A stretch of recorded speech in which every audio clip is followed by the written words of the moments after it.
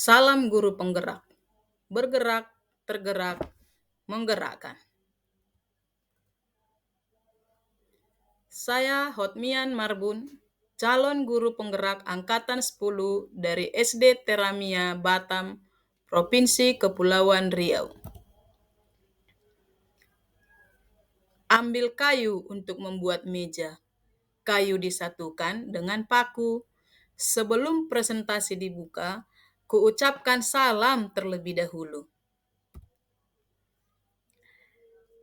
Kali ini saya akan memaparkan koneksi antar materi, kesimpulan, dan refleksi modul 1.1.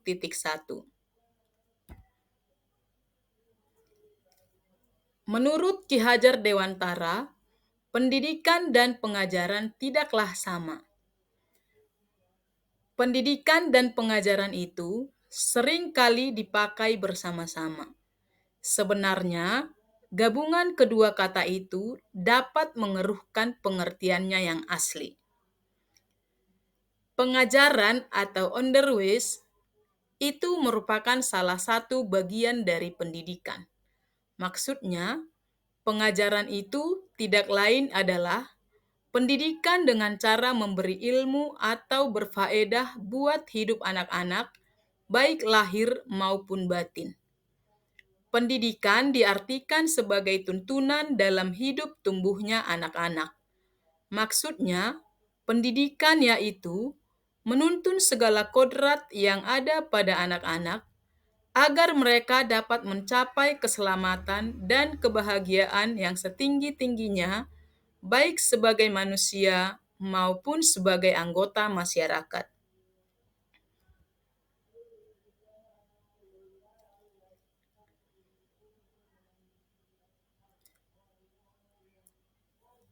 Dalam pemaparan ini, saya akan menjawab atau menjelaskan koneksi antar materi, kesimpulan, dan refleksi modul 1.1 berdasarkan 3 pertanyaan pemantik yang disediakan. Dari pertanyaan yang pertama, yaitu apa yang Anda percaya tentang murid dan pembelajaran di kelas sebelum Anda mempelajari modul 1.1? Sebelum mempelajari materi modul 1.1, pembelajaran yang saya lakukan adalah memberikan poin-poin materi pembelajaran secara langsung. Lebih mengutamakan ketuntasan penyelesaian materi dibanding pemahaman siswa.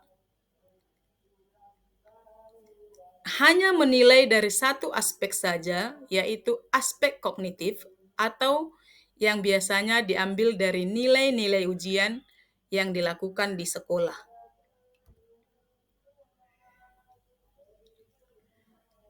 Saya juga menganggap pembelajaran berhasil ketika nilai ujian sudah mencapai KKM atau kriteria ketuntasan minimal. Saya juga sering menganggap murid hanya sebagai objek pembelajaran, sehingga pembelajaran menjadi teacher center atau berpusat pada guru, tanpa melibatkan peran aktif murid.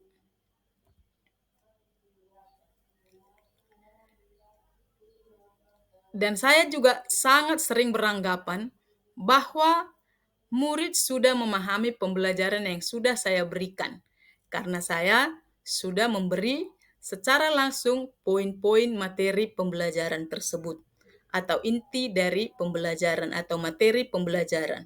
Sehingga pada akhir, saya sering merasa kecewa terhadap hasil evaluasi beberapa murid yang tidak memuaskan atau tidak memenuhi KKM.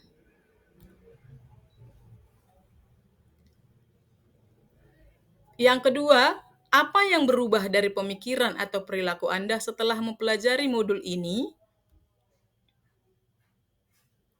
Setelah mempelajari modul 1.1 ini, saya menyadari bahwa yang saya lakukan selama ini masih kurang tepat, dan saya menyadari Seharusnya saya melakukan pembelajaran secara menyeluruh yang mencakup semua aspek. Menjadikan murid sebagai subjek dan bukan sebagai objek saja, di mana murid diberikan kebebasan untuk berekspresi, berpendapat, dan berkreasi. Guru harus jadi fasilitator dalam pembelajaran. Guru harus memberikan pembelajaran dengan penuh kesabaran, keikhlasan, dan ketulusan hati. Seharusnya guru juga harus memahami karakteristik murid, karena setiap anak memiliki keunikan dengan kelebihan dan kekurangannya masing-masing. Sebagai guru, seharusnya saya harus menghargai karakter setiap murid. Maka setiap anak harus diberikan kesempatan untuk tumbuh sesuai dengan kodratnya. Pertanyaan yang ketiga adalah, apa yang dapat segera Anda terapkan lebih baik agar kelas Anda mencerminkan pemikiran KHD? Yang dapat segera saya terapkan adalah merancang pembelajaran yang interaktif dengan metode student center, yaitu melibatkan murid terlibat aktif selama pembelajaran berlangsung. Menerapkan pembelajaran abad 21 sesuai pemikiran KHD, yaitu menjadikan murid kreatif, komunikatif, kolaboratif, dan bernalar kritis dengan bantuan teknologi. Dan tidak lupa, ini semua dilakukan dengan berorientasi pada konsep memerdekakan anak. Pembelajaran seharusnya tidak lagi menuntut, tapi harus menuntun, yaitu menuntun murid untuk dapat mencapai cita-citanya sesuai dengan kodratnya. Guru harus memberi tuntunan kepada murid atau arahan yang baik dengan selalu memberikan contoh yang baik. Guru juga harus mengenali karakter dan latar belakang murid dengan menjalin hubungan komunikasi yang baik dengan para murid. Atau lebih terbuka lagi dan lebih dekat dengan para murid. Sehingga kita benar-benar lebih mengenal murid kita lebih dalam lagi.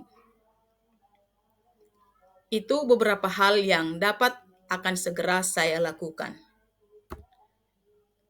Sekian pemaparan saya. Semoga pembelajaran ini dapat menjadi sumber motivasi dan inspirasi bagi para pejuang pendidikan.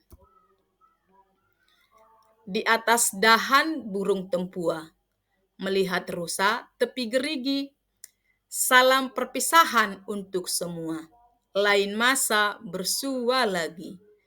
Bunga seroja di atas para, jatuh ditimpa buah berangan. Andai kata tersilap bicara, kemaafan jua kami pohonkan. Sampai jumpa di pembelajaran berikutnya. Salam dan bahagia, Bapak Ibu Guru Penggerak.